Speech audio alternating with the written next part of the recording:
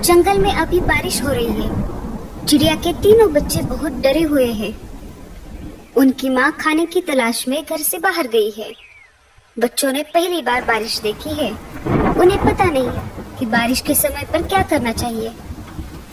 भैया अंदर आ जाओ, बाहर खतरा हो सकता है। माँ ने कहा है कि मेरे आने तक घोंसले से बाहर नहीं जाना। अरे मैं बाहर झांक कर देख रहा था कि ये आवाज कहाँ से आ रही है। मैंने देखा कि आसमान से बहुत सारा पानी नीचे गिर रहा है। कुछ भी हो भैया, लेकिन तुम माँ के आने तक बाहर मत जाना। टीलू बाकी भाइयों से सबसे बड़ा और समझदार था। उस पर अपने छोटे भाइयों की देखरेख करने की जिम्मेदारी थी। अपनी माँ का इंतजार करने के सिवाय बच्चे कुछ और कर भी नहीं सकते थे। इधर लाडो चिड़िया बारिश से बचने के लिए पेड़ की डाली पर रुकी हुई थी। उसे भी अपने बच्चों की चिंता हो रही थी। मेरे बच्चे ठीक तो होंगे ना? बारिश शुरू होकर भी बहुत समय हो गया है। मुझे जल्द से जल्द अपने बच्चों के पास जाना होगा। वो बहुत डरे हुए होंगे। इधर बारिश रुकने का नाम नहीं ले रही थी। कालू कौवा तेज बारिश में अपने घोंसले की तरफ जा रहा था। तभी उसे लाडो चिड़िया एक पेड़ पर बैठी हुई दिखाई देती है। वो उसके पास चला जाता है। अरे लाडो, तुम यहाँ? तुम अभी तक घर नहीं गई? इसका मतलब तुम्हारे बच्चे घर पर अकेले होंगे। हाँ कालू भैया, मुझे मेरे बच्चों की बहुत चिंता हो रही है। लाडो, मैं तुम्हें डराना नहीं चाहता, पर तुम्हें बताना ये बहुत जरूरी है। सुना है एक खतरनाक चीलों का झुंड हमारे जंगल में घुस आया है। हाँ कालू भैया, मुझे ये बात पता है। जब मैं कल बुलबुल चिड़िया के घर गई थी, तब मैंने देखा कि एक चील बुलबुल चिड़िया के बच्चों को खा रहा था। बुलबुल घर पर नहीं थी, फिर भी एक बच्चा जीवित था। मैंने उसे बचाने की ठान ली। तब मैं उस चील के पास चली गई। अरे ओ चील, छोड़ दे उस बच्चे को, नहीं तो तेरा बहुत बुरा हाल होगा। चील को गुस्सा आ गया और वो मुझसे कहने लगा, अरे ओ चिड़िया, तुम्हारा दिमाग तो ठीक है ना? भाग यहाँ से। अगर मेरा पेट भरा हुआ नहीं होता तो मैं तुम दोनों को भी खा जाता। पर देख लेना, आगे चलकर तुम मुझे कहीं पर दिखाई दोगी तो मैं तुम्हें नहीं छोड़ूंगा। मैं तुम्हें उसी समय खा जाऊंगा और डकार तक नहीं लूंगा। ऐसा कहकर चील वहाँ से उड़ गया कालू भैया। तभी वहाँ पर बुलबुल चिड़िया आ गई। उसने देखा तो वो बहुत दुखी हो गई, क्योंकि चील उसके 2 बच्चों को खा चुका था। अरे ये क्या हो गया? मेरा तो सब कुछ लूट गया। ये सब किसने किया? मैं उसे नहीं छोड़ूंगी। अरे बहन, तुम्हारे बच्चों को चील ने खाया है। अगर मैं एन मौके पर नहीं आती तो वो चील तुम्हारे तीसरे बच्चे को भी खा जाता। तुम्हारा बहुत बहुत शुक्रिया। मैं तुम्हारा ये एहसान जिंदगी भर नहीं भूलूंगी लाडो चिड़िया। पर मैं अब उस चील को नहीं छोड़ूंगी। मैं उसे जान से मार दूंगी। वो मेरे आखिरी बच्चे को कभी भी खाने आ सकता है। अरे बहन, जल्दबाजी में गलत कदम मत उठाना। वो सिर्फ तुम्हारे बच्चों का ही नहीं, जंगल के बाकी पंछियों का भी शिकार कर रहा है। उसे हमें झांसे में फंसाना होगा और फिर हम उसको उसके किए की सजा देंगे। बिना सोच विचार किए जल्दबाजी में फैसला लेना गलत बात है। ठीक है बहन, मैं कौन सा भी गलत कदम नहीं उठाऊंगी। अच्छा, तो ये सब हुआ था। बुलबुल चिड़िया के साथ तो बहुत बुरा हुआ। हम उस चील को तो क्या, बाकी सारे चीलों को भी नहीं छोड़ेंगे। हम उन सबको जंगल से खदेड़ देंगे। तुम जल्दी घर जाओ। हाँ कालू भैया, बारिश रुके या ना रुके, मुझे कैसे भी करके मेरे बच्चों के पास जाना होगा। ठीक है लाडो, मैं चलता हूँ। कालू वहाँ से निकल जाता है। बारिश बहुत तेज थी। खुद की जान की परवाह ना करते हुए लाडो तेज बारिश में अपने बच्चों की तरफ निकल पड़ी। बारिश की वजह से उसे उड़ने में दिक्कत हो रही थी। उसके पूरे पंख भीग चुके थे, फिर भी वो रुकने का नाम नहीं ले रही थी। उसे अपने बच्चों के पास जो जाना था।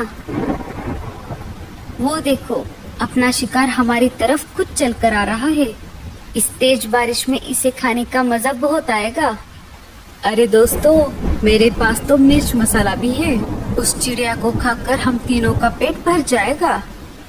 लाडो चिड़िया शिकारी पंछियों के पास आ जाती है। अरे ओ चिड़िया, रुक जाओ। इतनी तेज बारिश में कहाँ जा रही हो? लाडो चिड़िया शिकारी पंछियों को देखकर बहुत डर जाती है। लाडो चिड़िया बहुत ही होशियार और समझदार थी, साथ ही साथ वो निडर भी थी। उसने चीलों के साथ सामना करने का फैसला लिया।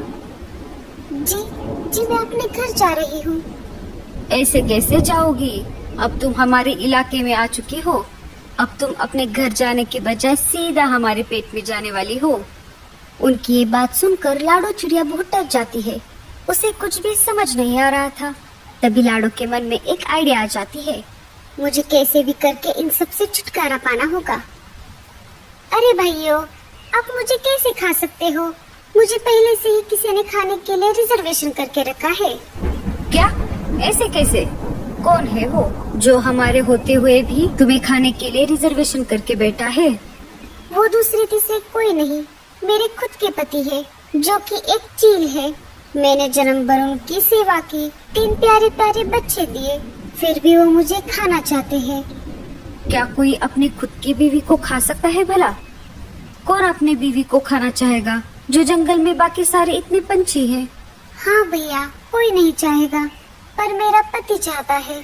यही नहीं, उसने मेरे 3 बच्चों को भी खा लिया है।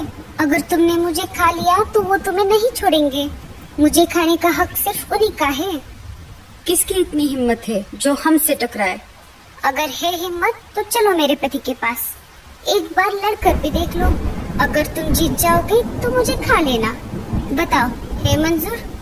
हाँ हाँ चलो, हम देख लेंगे उसको।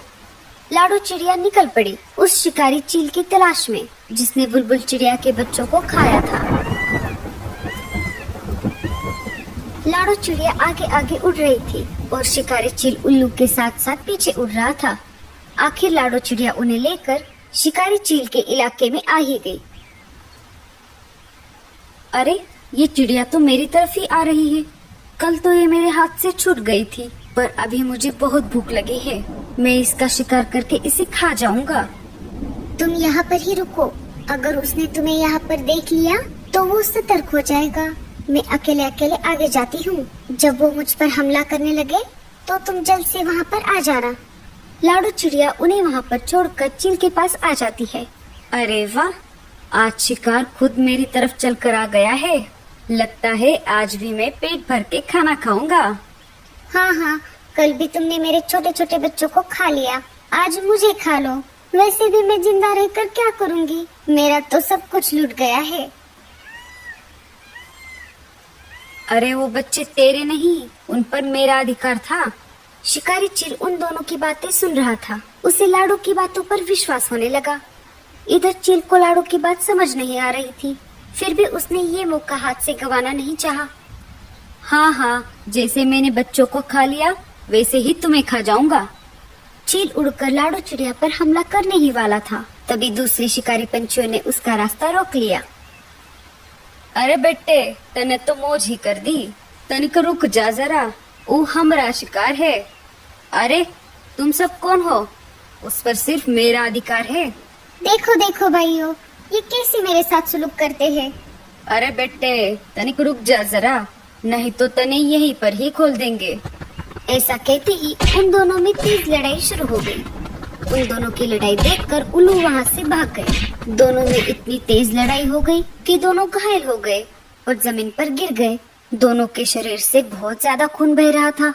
लाडो दोनों के पास आकर बोली, क्यों, कैसी रही? मैंने तुम दोनों को उल्लू बनाया।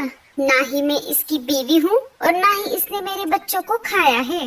मैंने जानबूझकर तुम दोनों में झगड़ा लगवाया ताकि जंगल के बाकी पशु पक्षी सुरक्षित रह सके।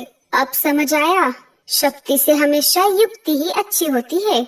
अरे ओ चिड़िया, तने ये ठीक नहीं किया। उन दोनों चीलों में इतनी ज्यादा हाथापाई हो गई कि उन्हें अपनी जान गंवानी पड़ी। चलो, इनका काम तो तमाम हो गया। अरे बाप रे, इन दोनों के चक्कर में मैं तो अपने बच्चों को भूल ही गई। लाडो चिड़िया तेज उड़ते हुए अपने घोंसले की तरफ निकल पड़ी।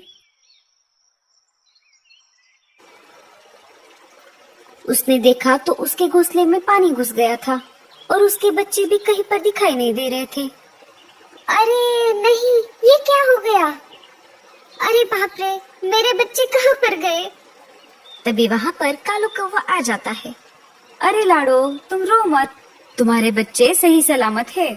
जब मैं मेरे घोंसले की तरफ जा रहा था तो मैंने देखा तो तुम्हारे घोंसले में पानी भर रहा था और बच्चे भी पानी में डूब रहे थे। मैं बच्चों को वहां से निकाल कर अपने घोंसले में लेकर आया। चलो, बच्चे कब से तुम्हारा इंतजार कर रहे हैं। लाडो कालू कौवे के घर पर आ जाती है। अपनी माँ को देखकर बच्चों ने उसे अपने गले से लगा लिया। माँ, तुम कहाँ थी इतनी देर? हमने तुम्हारा कितना इंतजार किया। अगर कालू मामा नहीं होते तो क्या होता? कालू भैया, तुम्हारा बहुत बहुत शुक्रिया।